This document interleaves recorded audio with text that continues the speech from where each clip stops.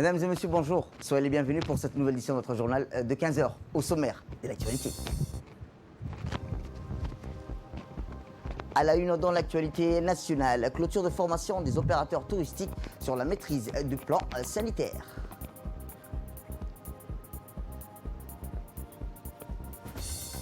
Les États-Unis ont au Soudan, plus de 500 000 personnes déplacées suite aux inondations. C'est au Soudan, en fin de journal. C'était le titre. Merci si vous nous rejoignez. À la une dans l'actualité nationale, les États-Unis ont augmenté leur financement au gouvernement de Djibouti, près de 2,5 millions de dollars pour faire face aux conséquences locales de la pandémie du Covid-19. Madame Andrea, chargée des affaires de l'ambassade des États-Unis, et M. Mohamed Ali Youssouf, ministre des Affaires étrangères de la coopération internationale, ont paraphé cet amende d'accord de l'USAID. Cette subvention a pour objectif de développement afin d'officialiser la contribution de 2,5 millions de dollars. L'accord souligne l'engagement du peuple américain à faire face aux impacts indirects causés par la Covid-19 à Djibouti. Cette amende porte à environ 2,5 millions le montant total des fonds américains promis pour renforcer la lutte contre le Covid-19 à Djibouti depuis le début de la pandémie. Cet amendement de l'USAID à l'accord de subvention a pour objectif de développement fournir le financement et les ressources nécessaires pour aider Djibouti dans ses efforts de relance. En vertu de cet amendement, l'USAID, en collaboration avec le PNUD, aidera à préserver et à créer de nouveaux moyens de subsistance pour environ 60 000 personnes. Le financement mobilisera aussi le soutien transsectoriel pour répondre à l'urgence et à la résilience des organisations de la société civile et des organisations locales. Direction Arta, où je vous le dis dans le titre, l'Office national du tourisme à Djibouti, autrement dit l'ONTD, en collaboration avec le Laboratoire national d'analyse alimentaire, le LANA, a tenu hier au lycée d'hôtellerie d'Arta une cérémonie de remise des certificats pour clôturer la formation de sensibilisation qui s'est déroulée du 30 au 8 septembre dernier. La maîtrise du plan sanitaire est destinée aux professionnels de la restauration, de l'hôtellerie. Cet atelier est présidé par le directeur général de l'ONTD, M. Ousmane Abdi Mohamed. La cérémonie a également vu la présence du secrétaire général du ministère de l'Urbanisme et de l'Environnement et du Tourisme, M. Dina Abdallah Omar, du préfet de la région d'Arta, Mohamed Cheikhou Hassan, du directeur général du LANA, M. Hassan Kamil Ali, ainsi que des responsables et hauts cadres de la formation professionnelle du ministère de l'Enseignement, animé par un expert formateur, M. Ousmane Sarr. Cette formation s'inscrit dans le cadre des activités du projet catégorie 2 d'appui au développement et à la promotion du tourisme à Djibouti, soutenu par le cadre d'intègre renforcé. L'objectif principal de cette formation consiste en effet à permettre aux opérateurs du secteur touristique de maîtriser et garantir la sécurité sanitaire et alimentaire des consommateurs dans le milieu professionnel. Comme nous savions également que dans le monde actuellement il y a la pandémie de Covid-19, cette formation donc tombe pile, c'est-à-dire exactement on avait besoin de cette formation qui est une formation qui est bien sûr cruciale dans le domaine du tourisme, plus exactement dans le domaine de l'hôtellerie, la cuisine et la restauration.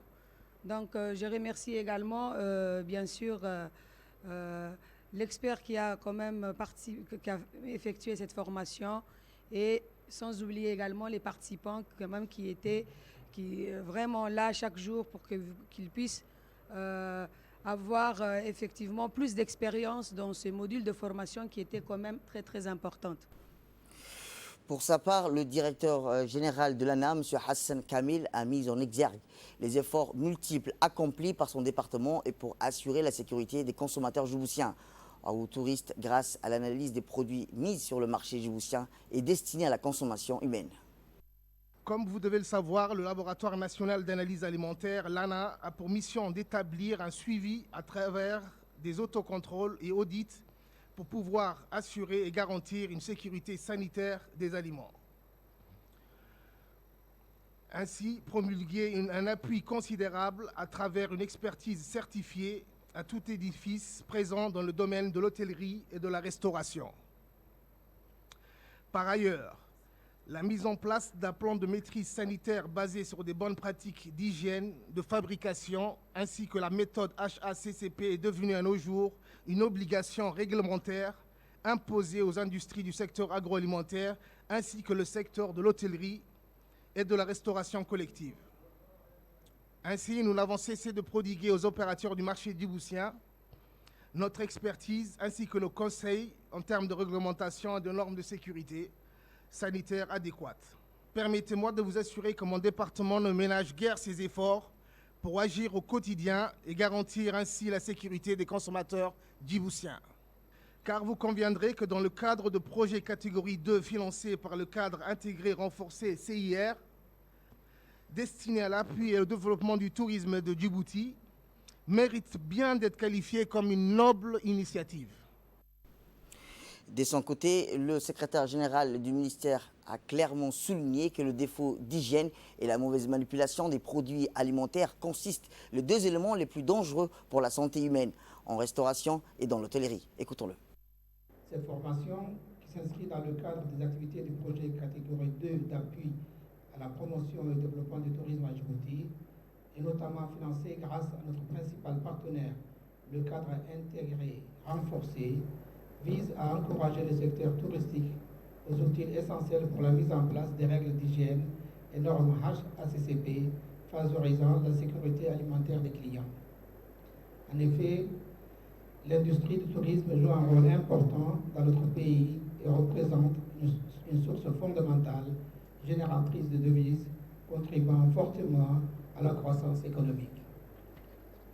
En ce sens, nous ne pouvons que fournir le meilleur de nous-mêmes en multipliant les opportunités de renforcement des capacités institutionnelles et humaines des opérateurs du secteur touristique en vue d'améliorer leurs compétences, mais également satisfaire et fidéliser le flux des clients touristiques. Il m'est particulièrement important de vous souligner que la notion de mesures sanitaires en restauration et hôtellerie se doit d'être vue comme une responsabilité partagée. Mesdames et messieurs, il faut garder à l'esprit que c'est le défaut d'hygiène et la mauvaise manipulation des produits alimentaires qui constituent les deux éléments les plus dangereux pour la santé humaine en restauration et hôtellerie. Écoutons ces quelques réactions recueillies par notre équipe lors du clôture de cet atelier qui s'est déroulé à Arta. Je participais à cet atelier de formation qui est le plan de maîtrise sanitaire dans les établissements touristiques et les normes HACCP en restauration et en hôtellerie. C'était une formation bénéfiante. Je remercie l'Office national du tourisme et les laboratoires d'analyse LANA en collaboration avec le ministère de l'Éducation qui est tout le temps à notre disposition à ce qu'on donne une formation de qualité à nos élèves. Retour à Djibouti, où la direction de la jeunesse a clôturé ce matin, en fin de journée, une formation de 2 jours au bénéfice de plusieurs associations de la capitale et des régions de l'intérieur, qui s'est déroulée au Centre de développement communautaire de Carte 3. Cette formation a porté sur la gestion du fonctionnement associatif ainsi que le renforcement des capacités de ces entités à but non lucratif, dans l'élaboration des projets de développement en phase avec les aspirations et les finalités de leurs communautés respectives. Rappelons que les récipiendaires ont reçu des mains des responsables présents sur place les attestations sanctionnant cette formation dont la portée est significative en développement sociétal. La directrice de la jeunesse, Mme Kaltoum Ega Hussein, s'est réjouie de la réussite de cette formation, assurant de telles initiatives se poursuivront dans l'avenir. Pour sa part, le secrétaire d'État à la jeunesse et au sport, Hassan Mohamed Kamil, a salué l'initiative qu'il a confiée et prometteuse en termes d'impulsion d'esprit créatif propice aux idéaux d'une jeunesse actrice du développement national. Nous avons commencé par le fonctionnement d'une association et les jeunes ont assimilé. Et aujourd'hui, nous sommes à la deuxième phase sur le montage des projets. Et là, tout se passe bien. Nous pensons que ce genre de formations sont nécessaires et bénéfiques pour les associations parce que ça leur permettra de mieux se prendre en charge et de mieux contribuer au développement de leur quartier et de leur... Toujours dans le domaine sportif, où le secrétaire d'État à la jeunesse et au sport, le secrétariat plutôt d'État à la jeunesse et au sport, en collaboration avec le réseau des associations des handicapés, a organisé une journée handisport au complexe Roi Fahad. Diverses activités sportives ont été donc pratiquées telles que le match de football entre l'équipe Jama Hubbi et les sourds-muets, les 100 mètres pour les personnes malvoyantes, les 100 mètres pour les boiteux ainsi que les jeunes enfants souffrant de multiples handicaps devant une foule de spectateurs émus, solennels et enthousiastes. Ceux qui se sont distingués dans des différentes épreuves étaient appelés par la suite pour la remise des trophées en présence du directeur du sport, Abshir Ali, le président du réseau des associations des handicapés, M. Idriss Moumin Abdi, ainsi que plusieurs autres membres du secrétariat à la jeunesse et au sport et du réseau. Pour rappel, le handisport est un sport dont les règles ont été aménagées pour qu'il puisse être pratiqué par des personnes ayant un handicap physique ou sensoriel.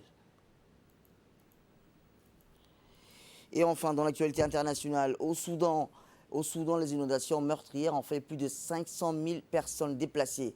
Le Haut Commissariat des Nations Unies pour les réfugiés s'est associé aux Émirats Arabes Unis pour venir en aide aux victimes et envoyer 100 tonnes de matériel de secours. Après avoir déclaré un état d'urgence de 3 mois, les autorités locales ont décidé de mobiliser l'armée afin de venir en aide aux habitants pris au piège. Depuis la fin du mois de juillet, ce sont les crues du Nil et les fortes pluies à l'ouest qui rythment le quotidien des Soudanais. Une centaine de personnes ont déjà perdu la vie et plus de 100 000 maisons ont été détruites. La situation pourrait bien s'aggraver car on attend à des pluies plus abondantes d'ici la fin du mois de septembre. En Afghanistan, une attaque à la bombe visée par le convoi du premier vice-président afghan Amrullah Saleh dans le centre de Kaboul. Mercredi matin, les ennemis de l'Afghanistan ont encore tenté de cibler le premier vice-président Amrullah Saleh, a déclaré Radwan Mourad, le chef du service de presse. Amrullah Saleh précisant que l'attaque terroriste a échoué et Saleh est sain et sauf. Cette attaque a cependant fait au moins 2 morts, 12 blessés, selon le porte-parole du ministère de l'Intérieur. Selon un collaborateur du vice-président sous couvert anonymat, un kamikaze s'est fait exploser près du convoi alors que le vice-président afghan s'est rendu à son bureau. Et enfin, dans l'actualité internationale, au Lesbos, la quasi-totalité du camp des réfugiés est partie en fumée. Et une opération de sauvetage d'envergure est en cours. De l'emblématique surpeuplé camp des migrants de Moria, sur l'île grecque de Lesbos, il ne reste plus grand-chose. Les 12 000 demandeurs d'asile ont dû être évacués. Plusieurs feux se sont déclenchés au petit matin. De feux éparés dans la prairie autour du camp, mais aussi à l'intérieur de la structure, selon les pompiers grecs. Les pompiers ont précisé que pour l'instant, il n'y a pas de victimes, mais quelques blessés légers avec des problèmes respiratoires dus à la fumée. Ils ont rapporté avoir été empêchés d'entrer dans le camp pour intervenir par certains groupes de réfugiés à leur arrivée et avoir dû faire appel aux forces de l'ordre pour pouvoir poursuivre l'opération de sauvetage. C'est tout pour cette édition. Merci à vous de nous avoir suivis. Restez avec nous pour suivre nos programmes télévisés.